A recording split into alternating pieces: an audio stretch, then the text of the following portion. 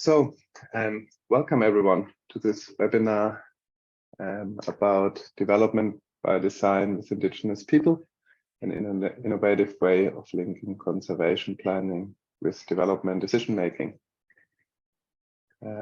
As I mentioned earlier, this webinar is presented through the Community of Practice Indigenous Conservation Standards Projects. We are one part of the broader CCNet, and we're focusing in particular on work with Indigenous people and local communities. And as such, our main goal is, or our main goals are, to ensure that Indigenous people are involved in all activities that happen on Indigenous and local people, communities, lands, and waters. We want to improve our practice of conservation. And we want to provide a platform for sharing experiences amongst Indigenous people and local communities and those working with Indigenous people and local communities, and provide a forum for collaborative learning and networking. And that is a good segue why we're holding a webinar, because that's one of our ways of providing that platform. And with that, I would like to introduce our wonderful speakers that we have today. David, could you maybe say a few words about yourself? Good morning. Yeah, I'm David Hinchely. I run the Northern Australia and Outback program for TNC in Australia. So we look after the work with Indigenous communities across the Northern Third and the arid lands of Central and Western Australia. I'm supporting them in their efforts to manage lands and develop their communities. Over to you, Mike. Hi, everyone. Mike Heiner. I'm a conservation planner with TNC's Global Protect Science team. A focus of that team is development by design, which is a strategy for bringing conservation and development planning into one process and improving mitigation. And a big part of effective mitigation is enabling free, prior, and informed consent, which is one thread that brought us to this project, which you'll hear about today. Thank you, Mike. And I have to pass on apologies for Damien Perryman. And we are offering this webinar at different times of the day because of the different time zones. But right now it's awfully early for Damien, who is based in Western Australia, about 5 a.m. in the morning over there. Damien was a key part of our project that we're talking about today. He was then the CEO of the Aboriginal Corporation that the Nature Conservancy engaged with. He shifted since then position and is now the CEO of Pratt Enterprises. But yeah, unfortunately not able to make this call, but he'll be on the call later in the day when the webinar for the Africas and Europe is gonna happen. But without saying too much more, I reckon we should delve into this webinar. So we're talking about ways how we can link conservation planning with development decision making. And with that, I'll hand over to David to kick off and provide an introduction. Okay, thanks, Frank. So as Mike said, we're talking about how we've developed the application of development by design, and development by design has been used by TNC in various contexts around the world, looking at how to balance conservation and development, sometimes at a large landscape scale or country scale. But in this case, we're focusing on how we're using it with Indigenous communities. And the reason for that is, in Australia and many other parts of the world, Indigenous people are looking after large areas of intact landscapes with important biodiversity and conservation values, but also important community values and cultural values, all things that they're trying to manage and balance. So across those landscapes, there's often quite a few development threats or opportunities that they're trying to navigate as well. There's some legal and policy mechanisms for people to manage and manage development and make decisions. There's issues of free, prior, and informed consent that are really important. And there's often legal and policy barriers they're trying to navigate and face and deal with. And also, probably everywhere, issues of impact assessment with evidence and capacity to manage all those conflicting and competing demands is quite a challenge. So if you jump to the next slide for it. Right. So in Australia, that's a map of what's called native title, which is a mechanism of Indigenous people getting recognition of their rights, which were infringed on when sorry, I was just reading the comment. Yeah, so over the last 20, 30 years, Indigenous communities started getting their rights to land recognised through a process called native title, which is a legal recognition of traditional rights. And the area where we work is that northern third and the central and western part of Australia, where there's a large percentage of land has come back into native title, where some rights have been recognised. And people in those areas are trying to manage their land and develop ways of have sustainable communities and jobs and all those things. And they're trying to make decisions about what are the best opportunities. And they're also dealing with a lot of development threats to some of their land through mining applications, large-scale development opportunities that are coming up, and people are putting in applications for development approval for those sorts of projects.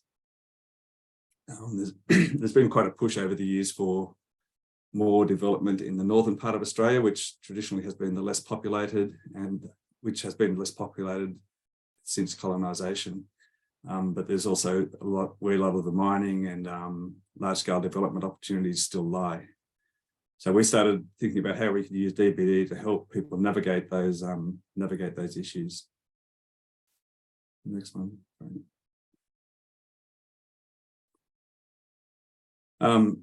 So the way we've tried to adapt development by design is to how do we work with communities to help them make decisions about their land use planning options based on their community-based planning, which is through healthy country planning, which is an adaptation of the open standards, and combine that with development by design spatial planning tools that Mike and his team have developed over the years, and how to use that at a community level to help good decision making and help people participate in development decision making processes. And the other thing that we're trying to think of was how do we incorporate conservation values, development values, and cultural values, and how do you consider all those things together to make good decisions? Keep going, Frank. So some of the principles we started with is that people need the right information and tools to make decisions. How do they look at the impacts on cultural, natural, and economic values together with the lands and waters? And how do they have a good understanding of those impacts to the values that are important to them, that are expressed in the Healthy Country Plan? So there's a couple of levels of that. A couple of levels of that. One is within the community, getting some discussion of those values and how to make decisions about them, what are important, what sort of development they'd like to see, but also how do they demonstrate that to development approval processes that are sometimes run by government or in their negotiations with developers trying to do things on their lands.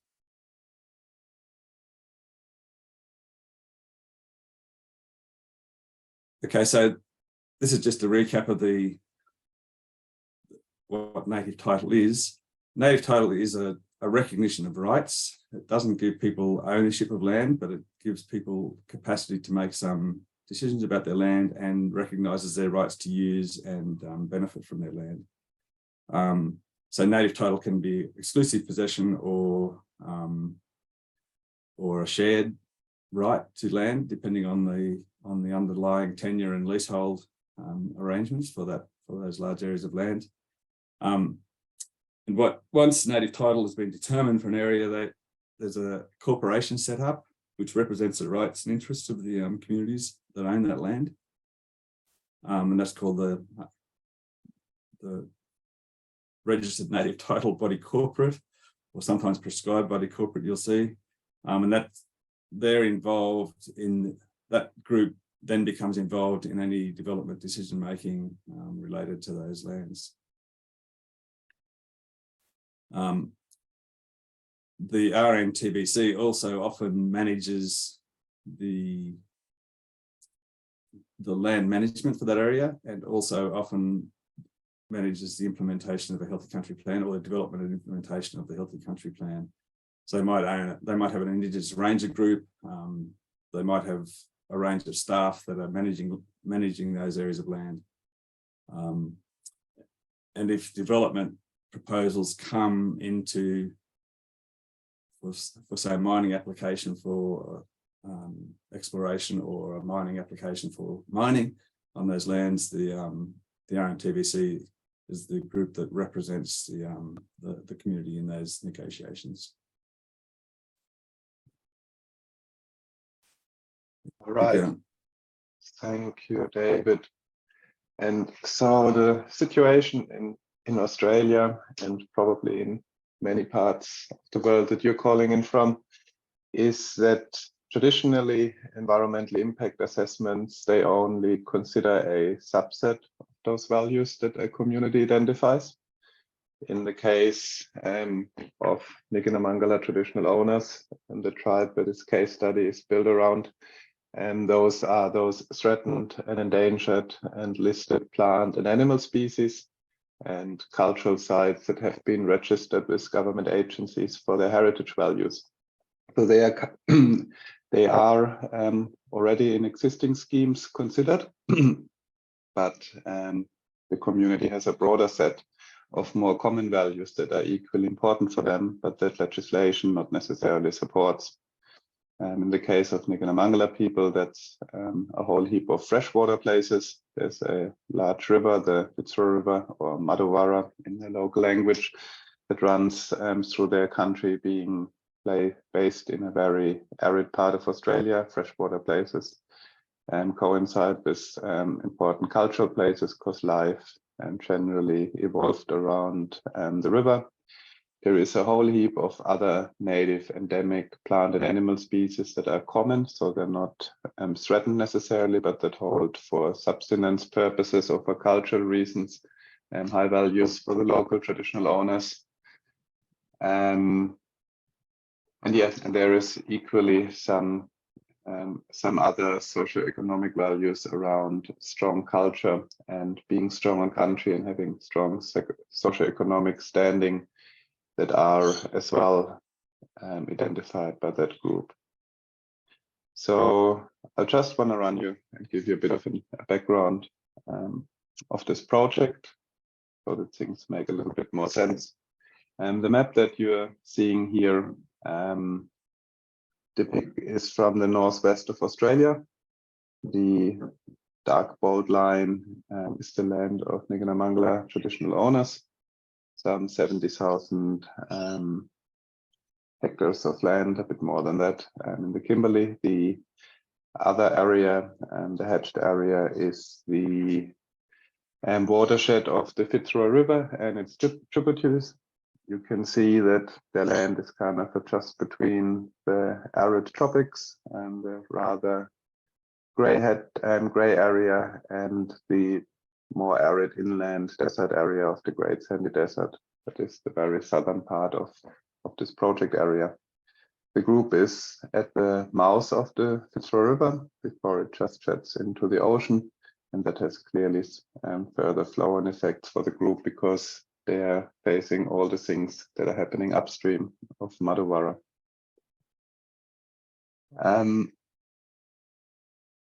Nginamangala traditional owners embarked with the Nature Conservancy on developing a healthy country plan, as David was earlier saying, to help them develop a management plan for their country to guide their ranger group and equally to guide some of the activities the broader corporation is undertaking. The main purpose of this healthy country plan is to keep culture, language, and custom strong and continue 60,000 years of lived culture, to protect the Fitzroy River, Madhuvara, and all the freshwater places who hold very significant cultural values for them and who are under significant threat, and to avoid that any further plants and animals on country are lost from now on, considering that plenty of animals and plants disappeared since the English colonized this part of the world. A key part of their vision is as well that the decisions of native title holders and First Nation people are respected and that Nginamangala traditional owners are in control to avoid further damage. And this aspect is probably the buzzword for this webinar, and that they are in control and that they are participating in a meaningful way. Aside from those cultural values that I just spoke about, and David alerted to this, the north of Australia is a bit the treasure trove for policymakers in Australia, and there's a lot of development interest there. Irrigated agriculture and water extraction at the time when this plan was written was really high on the cards. And then there is equally an impact from mining and from pastoral development, so grazing and all the things that go hand in hand with pastoral development, with weeds and other things that are spreading, is something that is very present in that part of the world. And with that, I think that gives a little bit of the context. So there is high conservation values, there is a whole heap of high threats, and with that I would like to hand over to Mike to talk about how can you marry those things up and put it into a GIS system. Great, thanks, Frank. So as Frank mentioned, the Healthy Country Plan defines a set of values or targets in 7 major categories that you see here. And of these, 4 relate directly to geographic features that can be mapped, and maybe 5 if you consider fire management, and we'll talk about that later. So our task here was to develop spatial data to represent these values that can be mapped. The first here is cultural heritage sites. It's important to mention that an earlier first step in this collaboration was to establish a data sharing agreement with the Walalaku Aboriginal Corporation, particularly around sharing these private and sensitive cultural data. And in building an impact analysis tool like this, one key challenge is how to make this kind of private sensitive data available to inform impact analysis while still protecting the locations and other details of those data. And I can't say we found a good solution, but it's an important part of this kind of work, and we'll get at that a little bit later. The cultural heritage sites include a variety of features such as ceremonial sites and sacred historical sites. The sources for those locations are archaeological surveys and also data collected and maintained by the community. Cultural features also include songlines. Songlines are creation stories that describe the landscape and that are part of the oral history and cultural geography of the community. And these were digitized at a participatory mapping workshop. Just a second. So freshwater places include rivers, wetlands, and other water bodies that in this arid monsoonal landscape have great importance for habitat and also ecosystem services and also cultural values. And we map these with a biophysical habitat classification that you see a small thumbnail map shown here. This was a spatial model that drew from Landsat imagery, topographic modeling of the active river area, and also surface hydrology mapped by Australia's government agencies. But this kind of information can be exchanged, can be represented a lot of different ways by existing land use land cover maps or other vegetation maps. It's quite interchangeable. Next slide, Frank. So for native animals and native food and medicinal plants, these include both common species that have a fairly widespread distribution that generally follows the distribution of physical habitat or biophysical habitat as represented by the classification that you see here, following the coarse filter strategy. Threatened species or protected that are protected in Australia generally are either range limited species or rare species. And to represent the distribution of those protected or threatened species, we developed a series of species distribution models. Next slide.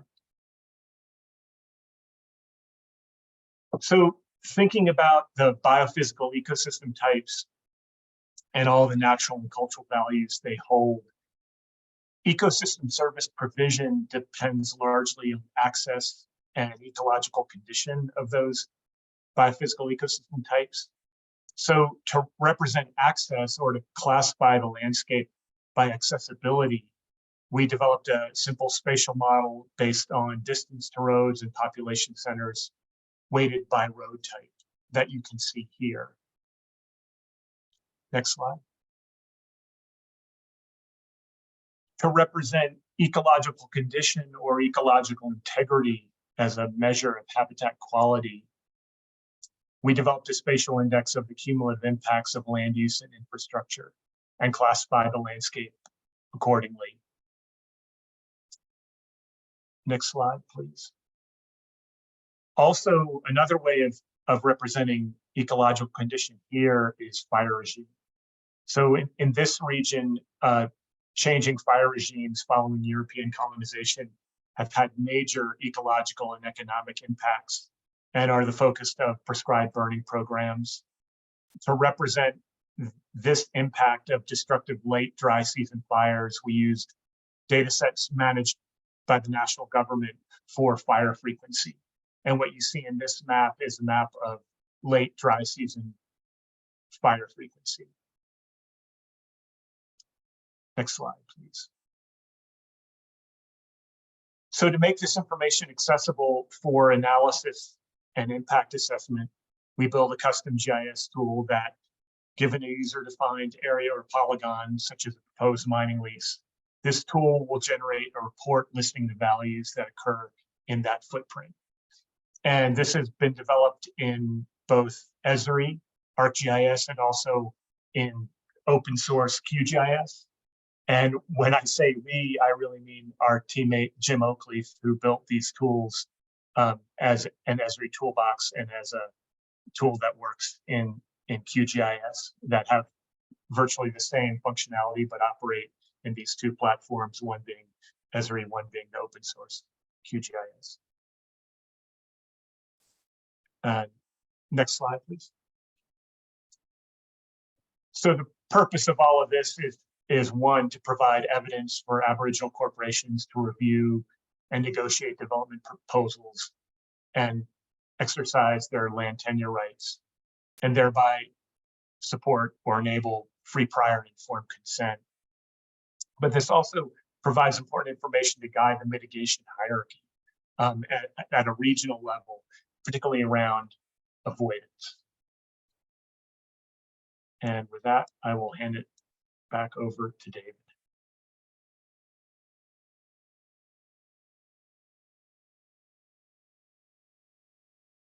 So maybe just click them on, Frank. So yeah, so this is information from Damien, who's not here, so I'll try to represent his thoughts. Overall, I guess the experience from the project with Wallalaka Aboriginal Corporation is that it has given them some better opportunity and capacity to participate in development decision-making processes in various ways. And the key to that is to be able to demonstrate the impacts on the values that are important to the community, and both the conservation and the cultural values. One of the reasons that's important is there's processes in development approvals in Australia, in Western Australia, called the expedited procedure process, where the government may have decided that that particular development application may not have large impacts and it can go through a speedier process. So if the corporation or the community wants to object to that or to modify it, they need evidence to be able to say, hang on, this has some impact on values that are important to us. So by having this information ready, having the database prepared, having the capacity to print out reports and maps, they're not just reacting quickly to quite complicated questions. They've got the evidence there in front of them and they can use that in discussions. The other level that's been important to them is that it's actually helped them internally to discuss these opportunities and these threats as they come in. They may have many things coming at them all the time in some areas. So they can look at different footprints, look at different developments that might be in the wind, and have some discussion and make some decisions internally, so they're prepared for those external discussions. And being able to have the reports and the maps to visualize it has helped that discussion. The other thing that they've used the tools for and the approach is to start proactively looking at their own economic development aspirations. So if they're thinking about doing a new enterprise somewhere, or some, for example, a grazing development in some areas, they can look at the impacts of that and what are the values that are in the Healthy Country Plan are going to be impacted and how much they're going to be impacted. So that's how they've used it, and I think it has been a useful tool to them. They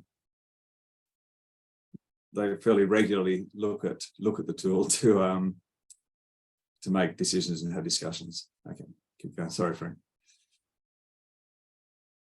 Since we did the pilot, we've also been looking at how do we support other communities in this, and there's some other communities in the Kimberleys over near where the first pilot was, but we're also looking up on Cape York, which is in the far northeast of Australia. And in this case, where those two black areas, with those two black boundaries, we're trying to look at it. How do we help individual communities, and also look at it at more of a regional scale? Within each of those areas, there's multiple communities. So we're thinking about how do we work with individual communities to help them assess the impacts of development opportunities or threats. And then maybe how do you aggregate that up to look at it on a regional basis, where you need to consider impacts across groups and make decisions jointly somehow. So that raises a heap of new issues about how do you look after individual community data, but also share information, and how do you represent that to in development decision approval processes.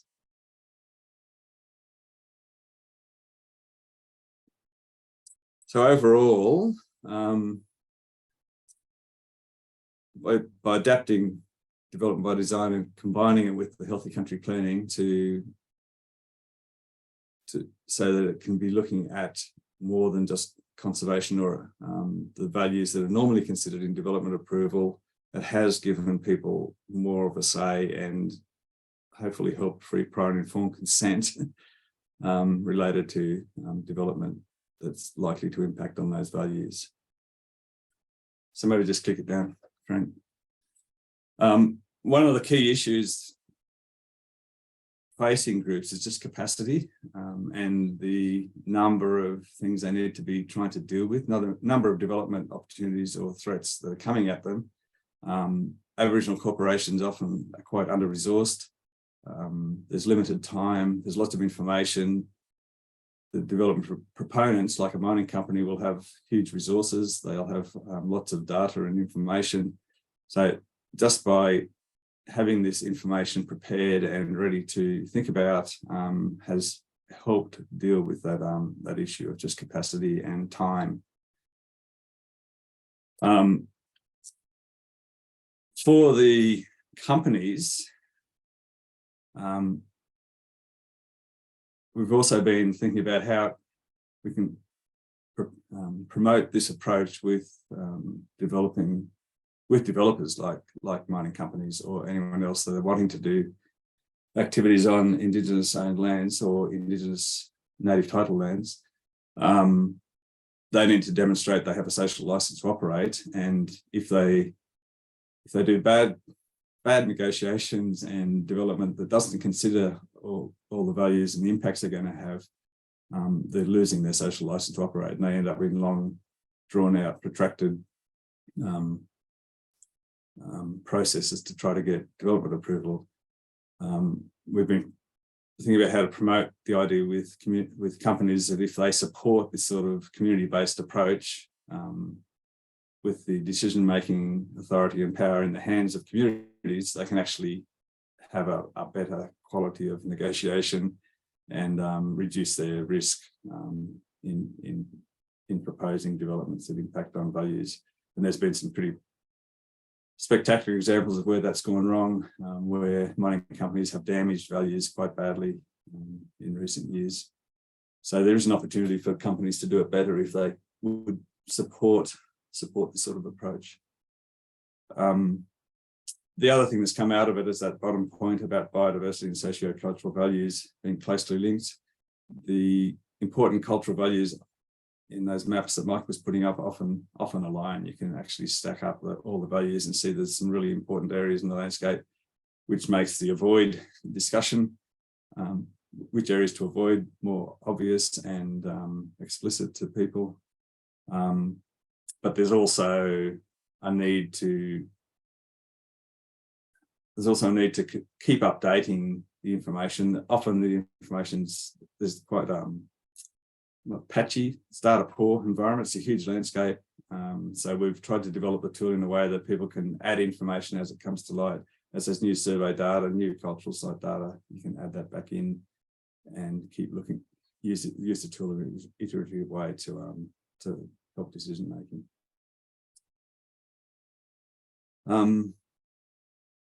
That's it. Frank, did you want to add anything to that overall conclusions, or Mike?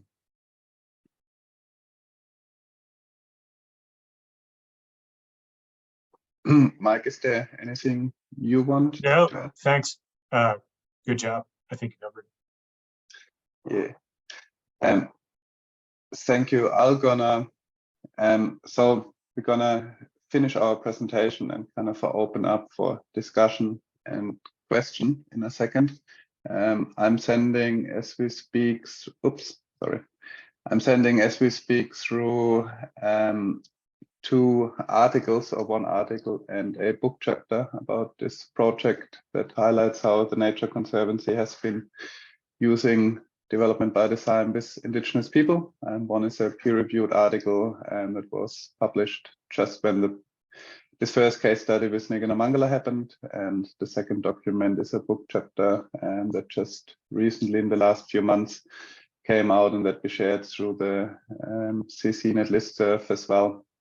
For all those resources and for more information about how the conservation standards are used with Indigenous people, I'd like to ask you to maybe visit our homepage. It's part of the broader Conservation Coaches Network homepage. If you scan the QR code, you're going to end up on our page. We're maintaining as well a listserv where we keep people informed about webinars. There's more to come, and about resources. So yeah, if you feel like it, please join up and join in the conversation. And with that, I guess I'll open the floor and see what questions people may have for Mike and David.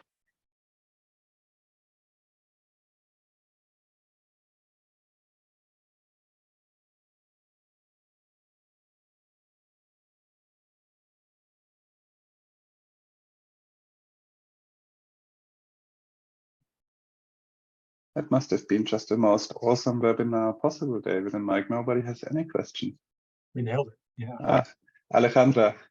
Sorry, I have a lot. I'm writing them on the chat too. So thank you so much. What you're describing is very, very useful to what we think about Guatemala, especially because this corporate interest, and communities need to speed up their responses and react to interests that may be counter to what they have thought for their landscapes and their own ideas about conservation. So I'll write them in the comments, but I'm curious to know, how did you initially build trust with this corporation, and how have you been able to keep it? So sort of like talk about those mechanisms.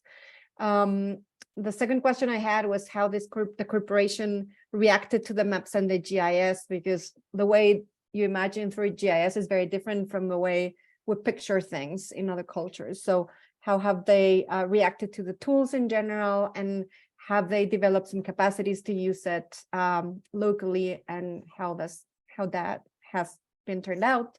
This is something we're trying to do in Guatemala as well. And also my last question is, how do you protect this information from being accessed by big pharma and other interests that may threaten the capacity of corporations to keep hold of their lands? So thank you. Right, and thanks, Alejandra. I'm gonna quickly kick off with the first question, and then you guys get a chance to remember the other ones, David and Mike.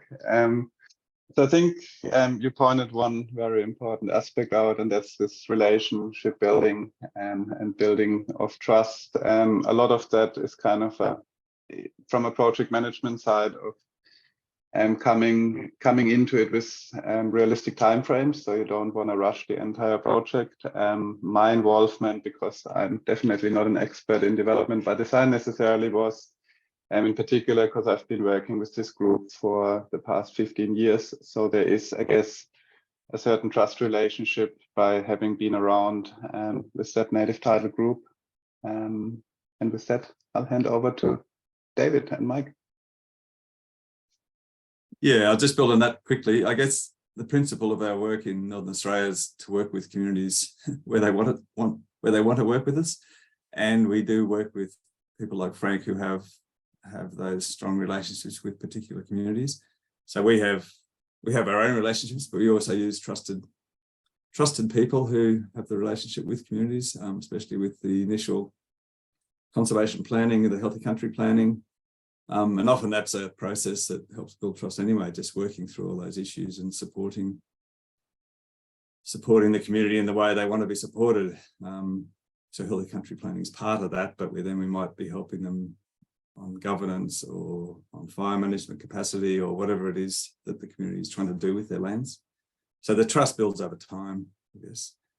On protecting the information, just to add to what Mike said about the IP agreement, we tried to define right up front about what was the important information that needed to be looked after and how we do that and what we could share. So we had an interest in sharing the ideas and the thinking, but didn't want to share any of the community's own information. And so we developed an agreement that survives any funding contracts, so that the agreement still exists. And for the moment, we've just handled the security by having it on separate hard drives. But as Mike said, as we expand, we've got to think of better ways of managing that data. So the data is all the communities, but underlying some of the layers is public data. So we're also looking at how we can develop those public data layers, which multiple groups can use, but then add their own information for their area on top of that to use in the tool. And maybe Frank chat about the way in general, people react really well to maps. I think just visualizing things and sitting around discussing where things are and the impacts, I think is quite a valuable way of getting the discussion going about impacts. And I don't think people in general have trouble with maps. I think they're quite a useful way of discussing things. We did a bit of participatory mapping, which was quite interesting, just trying to look at the storylines and how things connected up, which is something we could look at further, because it really does highlight the connectivity between sites as well as the cultural aspects across the landscape. Yeah, and similar with the relationship building, I guess it's kind of it's a feedback cycle where you have to consult with community quite a lot. So there may have been a first attempt at how we want to visualize information on a map, and you just check in with the community and see how they react to it. Certain things kind of then improve, and some other things you kind of get it right on the first go. Mike, is there anything you want to talk about from the mapping? Yeah, a couple things. First, to the question of trust, I would just echo what both Frank and David said, that Frank had worked with this community, with the Nicanamungo community for 15 years, and with Damien, the CEO of Walalaku, the Aboriginal Corporation. That was important. What I saw coming into it late, I had not, Frank and David had worked there before I ever had, was that it took a good year of maybe 2 or 3 meetings to discuss this before, well, for one, before I really had an idea of what the questions were that I could kind of start to come up with ideas for building a data framework that would answer those. And then also then providing some examples of what we could do. And that really opened up. There was already then some trust, but also was for a clear purpose, and that helped a lot with a trust building around data sharing. And as far as the mapping, the Healthy Country Plan, the CAP, was fundamental, and because that articulated the values and desired futures, and that provided the context for then the mapping. So the mapping was really meant to relate directly to the values established in the Healthy Country Plan. As far as protecting the data, we didn't come up with any brilliant solutions for doing that other than to be very careful. And the reason for building the customized tool was partly so that the data would only exist on private hard drives belonging to the community. And so that would allow the community then to manage that information. And part of the training that Frank really led, building a training program to use these, part of that was how to collect data and add it to the database, so that to keep it going. And this has now been replicated, at least the first step of building the information system, the tool, now with several other communities across Northern Australia, as David mentioned. Yeah, thanks, Mike. Nicole, you raised your hand just beforehand. Yeah. So thank you as well. And Alejandro, you asked some questions that were on my mind as well. And Mike, you maybe started to address this, but I was curious. So I'm really, a newbie when it comes to conservation standards and the Healthy Country Plan in particular. And I was really interested in this webinar in particular in how you guys were bringing the conservation standards and the Healthy Country Plan into working with Indigenous communities. And so like the tool you developed, and it sounds like, again, Mike, you were alluding to this a little bit, the tool you developed was very useful for them, and enables them to have greater substance when dealing with development coming in, which is very reactive. I wondered if there was a more proactive component, a kind of vision development exercise, as is that the community would do through conservation standards. Not as familiar with the Healthy Country Plan, but right. So where do they want to be? Was there sort of an exercise guiding them to a more proactive approach? Yeah, I think there's a couple of things. I think Healthy Country Planning is that proactive look, I think. So often an early thing we support communities with is that community-based planning. So that's the Healthy Country Plan does much more than what we've been talking about, I guess. It identifies what people care about, all the values, which we've then used in the DBD tool. But it also identifies their aspirations for management, their objectives, their strategies, and then they build that into their work plans for the ranger groups or for whoever's doing the land management of that area. And so Healthy Country Plans can lead to other things like declaration of an Indigenous protected area, or it can guide their fire management activities or their on-country management works. The then the DBD tool then uses the values for assessing the impacts of development threats on those values. But as I think I mentioned briefly, that as groups then start thinking proactively about what they might want to develop, they can also use the tool for that. So I think a key part of the way we've tried to work with communities is to try to support them in their aspirations, and any conservation gains come out of that. And most groups want to make their country better, and they want to make their communities better. So it's useful for us to know that right up front. So that's why healthy country planning is often a foundational thing we do with communities to support them in thinking through what they want to do and how they want to get there. And then DBD has been added on top of that to help specifically address development impact assessment. I could just add to that yeah, it's proactive in that the healthy country planning process has been completed and is ready, and then the tool that spatial information is available then.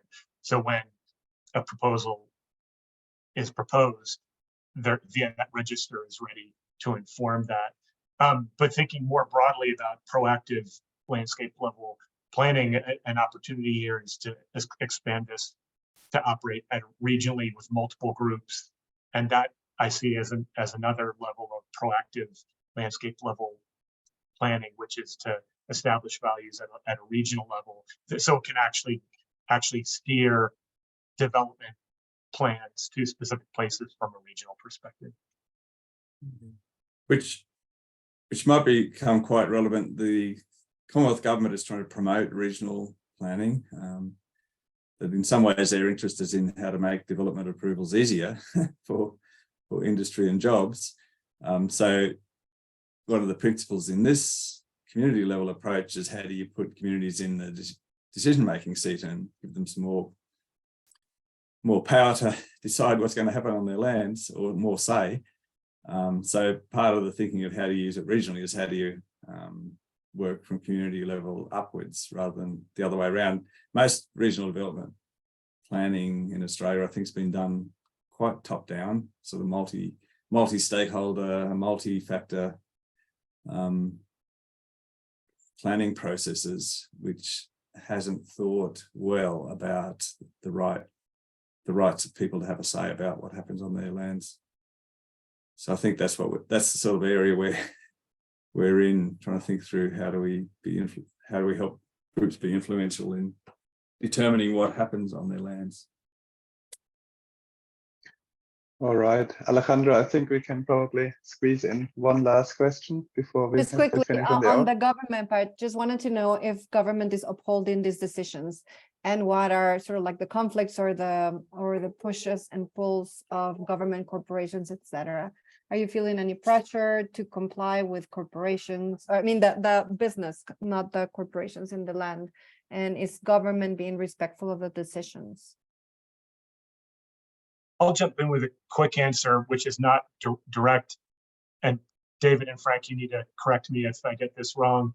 My understanding, particularly talking to Damien, is that in some cases, if the Aboriginal corporation on their first meeting with a company, say a mining company, can show that they have a register and are prepared to provide evidence to exercise their right to negotiate proposals, that alone is important, and that can actually, in some cases, has meant that company maybe doesn't pursue a particular lease project further because there is impact and there's evidence of impact. David, Frank, is that accurate? Yeah, totally. Like already kind of shifting this power balance in the negotiation process makes a big difference in how far a big corporation can act in that space. And the point that David was talking about, the social license to operate, is something that becomes more and more important. In an Australian context, we had a few years ago a sad incident where a mining company blasted a culturally important cave, what caused a lot of uproar, not only within Indigenous people, but as well kind of filtered through to the shareholders of that company, who pulled money away in quite significant amounts for that, because of that event. And that kind of meant that a lot of the mining companies, I guess, are trying to get things right and trying to uphold some of those decisions as well. And David, do you have anything else to add?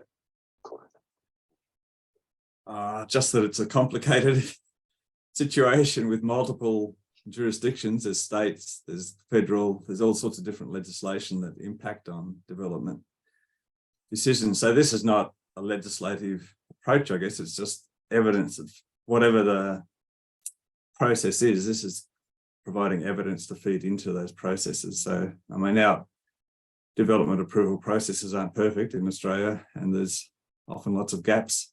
This is trying to fill some of those gaps and connect things a bit more and put some more power in the hands of communities to navigate the complexity and be heard and have that evidence to demonstrate. So that's sort of the thinking behind it. It's not solving all development approval processes at a national level. Fantastic. Thank you so much, David and Mike, for joining us today. Knowing that everybody got a day. Oh, Nicole, there. No, sorry, that's only a waving hand, not a raised hand.